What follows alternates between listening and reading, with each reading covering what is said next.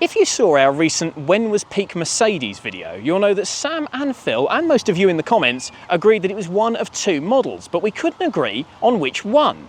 But I wasn't going to let either of those two do this video. I've even dressed for the occasion. We're bringing together 123 and 124 to find out once and for all what is the best Mercedes.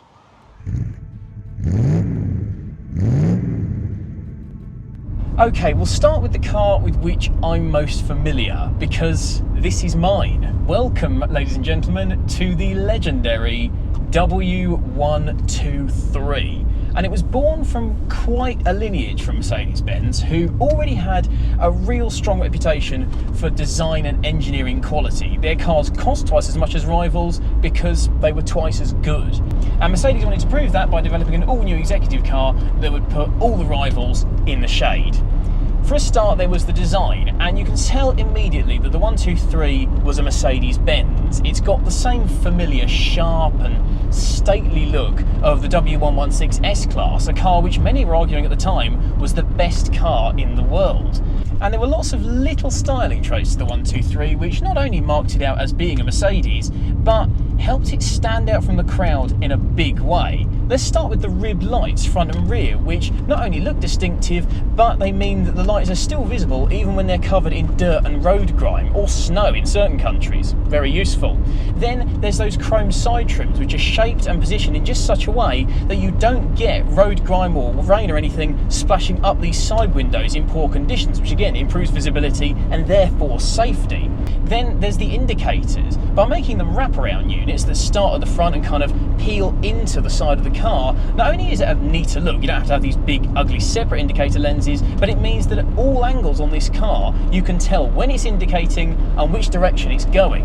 Simple little tricks that add up to a lovely overall effect. And it must be said, I think this is a charming looking car in any guise, saloon, estate or the gorgeous two-door coupe.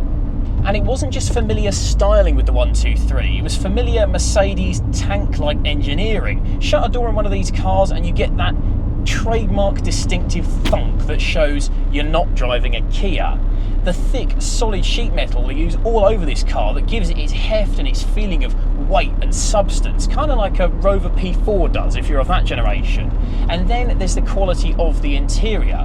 It's well laid out, it's functional, it's clear, I can reach everything I need to get to. There's the Mercedes single stalk here for doing wipers and lights. I've got my light stalk here, all the controls are close to hand, I know what I'm doing. Never driven one of these cars? Within 30 seconds you can find any control you're going to need. And again, not only is it aesthetically pleasing, it's clear and crisp and easy to read with some nice dials, but it's durable. All this stuff still works perfectly, and today, every switch clunks and clicks as it should, feels fantastic and works perfectly. Back when Mercedes built their cars up to a standard rather than down to a price. And don't think this is just some lead-lined, lumbering, knuckle-dragging caveman of a car. There was some brains behind that brawn as well. Starting with fuel injection, the Mercedes offered on the 230 and the 280, which improved performance, fuel economy, and smoothness and reliability. You could get electric windows on these cars, heated seats, anti-lock brakes later became an option. These are all features that you simply didn't get in your Ford Granada. But then again, quality does cost, and if you want a Mercedes, you get what you pay for. At launch, the 123 was 20% more expensive than most of its rivals, and even into the 80s, this fairly basic spec 200 2-litre petrol cost 20% more than the then new Audi 100. This was not a cheap and cheerful runaround. Despite that high price though, when it was launched in 1975, the public saw the 123 and they saw that it was good. At launch, there was a 12-month waiting list for these cars, and year-old examples are being traded for 20% more than their list price. That's how high of a demand there was for them. And don't forget, this isn't some cheap and cheerful people mover like a 2CV. This is a high-end, frivolous, executive saloon car. And what an executive car it was. Let's start with the suspension. It's heavily carried over from its W115 predecessor, the first all-new suspension made from Mercedes since the Second World War. And it is no bad thing that they included it on this car, because it is wonderful. So smooth, so floaty, just irons out the bumps. You can feel the heft of this car when it goes over bumps. not even a murmur. Now, it's not a sporty BMW, let's be clear. If I just flick the steering around, yep, we've got a fair amount of roll. If you're seasick, do not try taking one of these things around the Nürburgring, like I have. But what it does give is a wonderful cruising experience. It's so relaxed, it's so smooth, it's got that boaty ride, and the engines complement that smoothness. Everything from a small 200 or a 230 right up to the meaty 6-cylinder 2.8, these cars are watch smooth. If they're in good health, they just devour the miles. I'll let you into something. Filming this video today, I've just driven for 3.5 hours to get to our filming location. Had a 2-minute break for a bottle of water, jumped straight in, and still, I'm as calm as the moment I stepped in the car this morning. Fantastic cruisers, these things. And there really was something for everyone. If you could afford it, you could have a 123 to suit whatever taste you wanted. There were petrols, there were diesels, there were turbo diesels if you lived in countries in Europe or in America. You could get it as a saloon like this. You could get a 2-door coupe, the uber practical S123 Estate, and they were all utterly bomb-proof, utterly practical, and told the world that really you were a cut above the man in the Granada. And as a result, the 123 endured, and everyone fell in love with it by offering something for everyone. A car that was stylish, comfortable, practical, well engineered, reliable, economical, well equipped, distinctive, luxurious, and yet understated. Mercedes kept these cars going for over 10 years, and in that time sold 2.7 million of them. And once it had finished being an executive express or a family wagon in Europe, a great deal of them were exported to places like Africa, where they live another 400,000 miles with minimal maintenance. That's how well built and well engineered these cars are. It's still an absolute icon, and anywhere you take one of these today, any country in the world, any clientele, it's still an enduring classic icon, the 123. Any country in the world you take this, anywhere you use it, anyone you run into, they will say they remember these cars and that they love them. I took this car to a Ford meet recently and had people coming up to me giving me a thumbs up. I took it around the Nürburgring and had people asking me questions about it. It's an enduring icon in a way that no other car in its class really seemed to manage. You could argue, and I often do, that Mercedes achieved not just their best, but peak car with the 123. The car as an entity didn't really get justifiably or quantifiably better than this. For sure there were improvements in performance and economy and safety and so on, but nothing enormous, nothing gargantuan. There wasn't a car after this, really, that made so many significant jumps up across the board. And if that's the case then, if Mercedes did achieve peak car with the 123, where could they possibly go from here? Well, the answer was evolution, not revolution, when 1984's W124 was launched. It started with the styling. Bruno Sacco, who was in Mercedes' good books after several glorious styling efforts, was told to design a successor to the 123 that was modern and up-to-date and contemporary, but still very much a Mercedes. And I think he delivered the goods perfectly. It is still a Merc. It's still got those horizontal lights, the wrapper end indicators, the big grille with the 3-pointed star at the top. But it's just subtly so much more modern. You've got a grille that's more neatly integrated into the body of the car. It's got a bezel around it. You've got headlights that are raked back to give it a more aerodynamic nose. You've got bumpers that are body colour coded and they're tapered down, again for better aerodynamics. At the back you've got sleeker lights and kind of more muscular haunches, even on the saloon car version. It's still a Mercedes, but it's subtly nipped and tucked. Looks great. And all that work on sleek styling paid dividends when it came to aerodynamics. In its slipperiest guise, the 124 had a coefficient of drag of just 0.28, one of the lowest of any car you could buy at the time, partly helped by that slippery front end and partly by plastic undertrays that diverted the air underneath the car. And better aerodynamics on a car pays dividends everywhere. It improves the performance because it cuts through the air better, it requires less effort to move, which means you can make smaller, more efficient engines, and with less wind noise, because you're not punching through it quite as hard, you get better refinement. All in all, immediately, the 124 was a quantifiable step forward.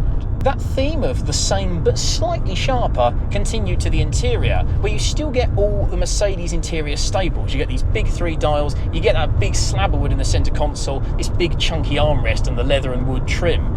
But there's just a few more rounded edges, there's slightly newer switchgear that just looks a little bit more modern, and on later cars you got airbags as well as a much better integrated glove box that doesn't seem to suffer quite the horrible droop that most 123s do. Ask me how I know about that one. It was modern inside and out then, and it was better engineered under the skin, with extensive bracing all over the car to make it more rigid and more refined.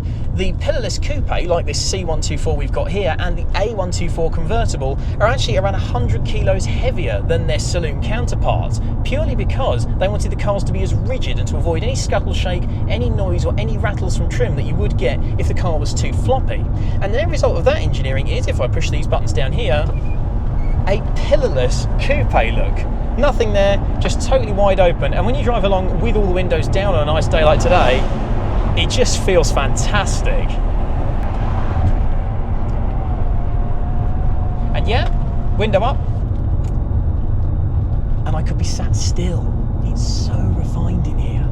If you thought the 123 was a well-engineered and encapsulating experience to drive along in, the 124 is like being in one of those weird central deprivation chambers. But since the 123 had come out, BMW had become more prominent in the executive car class, and they were offering comfort and corners, whereas the 123, for all its brilliance, was definitely more a wallowy barge than it was a sharp handling machine. Mercedes wouldn't have that, they were to be the best. So they took the multi-link rear suspension from the W201 chassis, better known as the 190E, in an effort to give their new executive saloon sharper handling. And the result is, if I nip around this lorry, it's so much neater than 123. There's no roll, there's no wallow, I'm not being thrown over to the other side of the car. The nose is so much neater and dartier, and even if I really fling it around, I'm still comfortable. I really can keep calm and carry on. Not a fan of air fresheners myself. It does feel that much tighter and sharper. I wouldn't say it feels like a BMW, but it feels about the sportiest a Mercedes saloon had felt up to that point.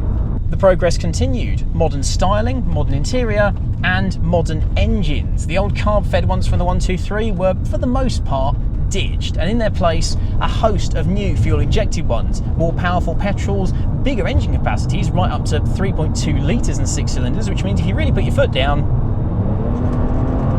oh, it can shift. Sounds fantastic, and it is genuinely fast. And of course the stalwart diesels remain, but with new options available. You now got turbos in multiple capacities and the option of 5-cylinder diesels for that proper Audi Quattro-esque rumble. Alright, that might be stretching it a little bit.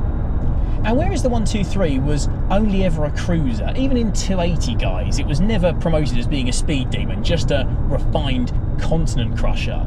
The 124 got performance models. For a start, ones from the factory, like the Porsche-built V8 powered 500E that used a big V8 engine from the R107 SL with a bespoke wide-body shell that had to be built in Porsche's factory because it wouldn't actually fit down Mercedes' production line, to create a genuine BMW M5 chasing performance weapon, the precursor to many of today's fast Mercedes. Then of course there was the aftermarket stuff from AMG, who put some fantastically powerful engines into 124s to great effect, including the legendary AMG Hammer. Now, if you're a Mercedes fan, you know what that means. That is a proper dream car. And it all stemmed from the 124. What's more, dig deep enough into the piggy bank and you could have all manner of gadgetry in the 124. There was 4-wheel drive available, so you could take it to your skiing resort. There was rear self-leveling suspension on the estate version. Airbags became more standard as the years went on. ABS was later added as standard. And all along the way, the 124 not just improved and got better dynamically and in terms of its luxury and its performance, but it never lost that Mercedes touch. It never lost that feeling of utter solidity and bomb-proof engineering. You still get the solid thunk when you shut the door. You still get fantastic clicking from all the buttons, even 30, 40 years on. This car's done 185,000 miles, so it's not short of use, and yet everything works perfectly and it feels brilliant. Once again then, Mercedes have put all their cards on the table in spectacular fashion. the eclectic range of engines and body styles, including a new convertible that you didn't get with the 123, the modern styling, the technology, the newfound performance and dynamics, the ever-increasing range of options and power plants available help the 124 not only live a near 15-year life, but sell 2.4 million units. Again, we're not talking about a people's car here, but an expensive executive car. Not to mention, come 1993, it was officially rebadged E-Class, making this the first generation of what is now arguably Mercedes' best all-round car, a lineage that's gone forward 4 or 5 generations since then began with this car. And despite its German efficiency and slickness, the 124 didn't lose any of its Mercedes distinction about it. This particular C124 is lent to us by a chap called Kevin, who watches our videos. So Kevin, thank you very much. This is a gem of a vehicle. And there's little details all over this thing. Things like the mono wiper. No longer was it just 2 wipers, but now a single one that goes over a hump in the middle and has been proven to clear more of the windscreen. And in practice, it is a lot more useful, and you should see the looks it gets when you deploy it. Then there's little things like the arm that comes out on the coupes and convertibles when you shut the door with your seatbelt on it. It's called the seatbelt butler unofficially, and again, immediately you feel special when all you've done is put your seatbelt on. Mercedes, if anything, went one better with the 124, hence the name.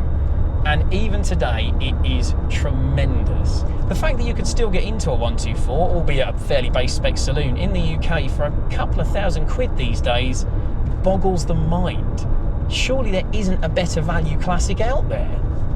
And yet, despite being a classic, drive a 124 today and it feels so much younger than its years. It's smooth, it's refined, it's so comfortable.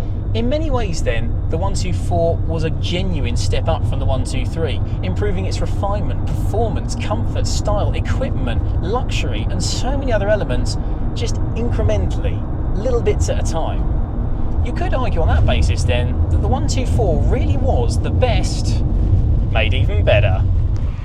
Well, that is my idea of a very good day. Gorgeous sunshine and 2 magnificent old Mercs. And driving these 2 cars back to back today, you can see why both of them are such iconic classics and so loved. They're just brilliant cars, and I'd urge you to own one of them. When it comes down to which one is the best car of the 2, if you really split hairs and get down to the fine details, you have to hand it to the 124. It's just slightly improved in almost every way over the 123. It's slightly faster, it's slightly more economical, slightly more refined, slightly more practical, and slightly better equipped. And despite all that, these days, far cheaper. Like for like, you'll pay between 1/2 and 2/3 the price for a 124 over a 123. So if it's the better car, the 124 takes it. And believe me, it's well worth looking into one while they're still so affordable. But when it comes to peak Mercedes, the car that really moved the game on, acquired the classic status, and the one that really deserves its place in the Hall of Fame, of these 2, you have to hand it to the 123. That's the one that moved the game forward, and the one that, as I said, arguably defined peak car. So that, for me, is the answer. It's as easy as 1, 2, 3.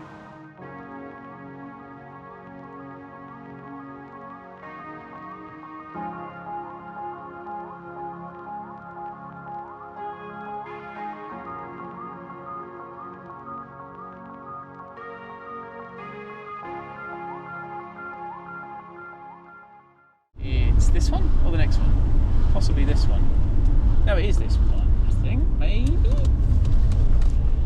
Let's find out. If not, then I've just gone the wrong way. I have just gone the wrong way. Edit this out.